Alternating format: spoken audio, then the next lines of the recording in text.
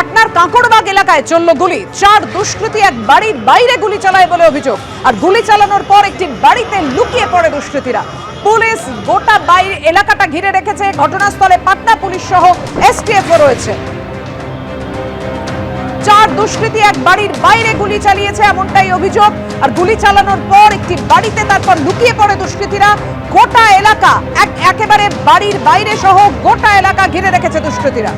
Police বজবজে ট্রাফিকে কর্তব্যরত civic ভলেন্টিয়ারকে ধারালো অস্ত্রের কোপ। সিভিক ভলেন্টিয়ারকে এলো পাথারি কোপ চালায় দুষ্কৃতীরা। রেখেছে আপনাদের সামনে সিসিটিভি ফুটেজ। ঘটনাস্থলে লুটিয়ে পড়েন উত্তম চন্দ্র প্রামাণিক নামে ওই সিভিক ভলেন্টিয়ার।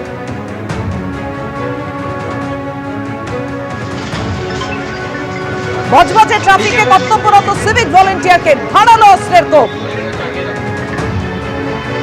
কথা বলবো, আমাদের সঙ্গে রয়েছেন আমাদের প্রতিনিধি জয়ন্ত রায়। জয়ন্ত, কারা হামলা চালালো, কি কারণে হামলা? দেখো, যেটা জানা যাচ্ছে আজকে সকাল আনুমানিক 11:30 নাগাদ এই উত্তম চন্দ্র প্রামাণিক তিনি কিন্তু চরিয়াল মোড়ে ট্রাফিকের কাজে কর্তব্যরত ছিলেন।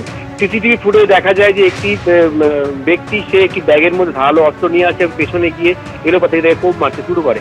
পুলিশ সূত্রে যেটা জানা গিয়েছে যিনি কোপ মারছিলেন তার নাম বিনয় কয়াল। তিনি ওই আশেপাশেই ওনার বাড়ি।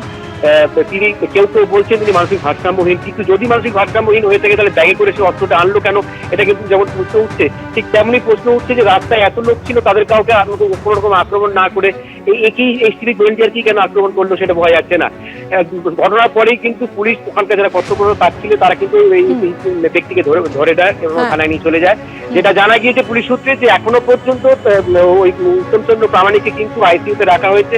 তার অবস্থা আশঙ্কাজনক। তার কিন্তু অবশ্যই তার স্বাস্থ্য কেমন থাকে এবং তদন্তের গতি প্রকৃতির দিকে আমাদের নজর থাকবে। ধন্যবাদ। আপনারা জানেন, স্যালাইন কাণ্ড নিয়ে যখন তোলপাড় গোটা রাজ্য, বিরোধীরা একযোগে নিশানা করছে রাজ্য সরকারকে।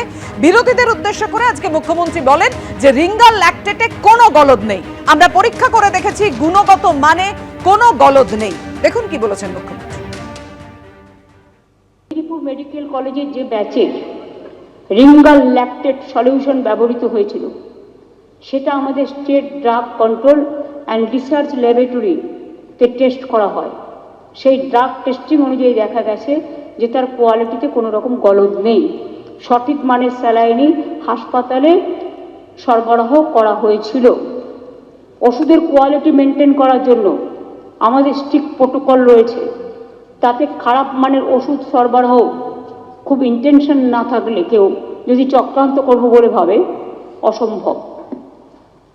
আপনাদের জ্ঞাতার্থে বলি, সেন্ট্রাল মেডিকেল স্টোর টেন্ডার করে যে রিঙ্গাল ল্যাকটেট সলিউশন বা অন্যান্য স্যালাইন প্রকিওর করে হাসপাতালে সাপ্লাইয়ের আগে সেগুলির গুণমান অত্যন্ত ভালোভাবে যাচাই করা হয়। প্রত্যেক ব্যাচের থেকে স্যাম্পেল পাঠিয়ে দুটি আলাদা আলাদা ল্যাবে, যার একটি ন্যাশনাল লেভেল NABL অনুমোদিত, তাদের থেকেও পরীক্ষা করা হয় এবং ল্যাব যথাযথ সার্টিফিকেট দিলে তবে তা বিভিন্ন হাসপাতালে পাঠানো হয়। হাসপাতাল সেই সার্টিফিকেট দেখে তবে সাপ্লাই রিসিভ করে।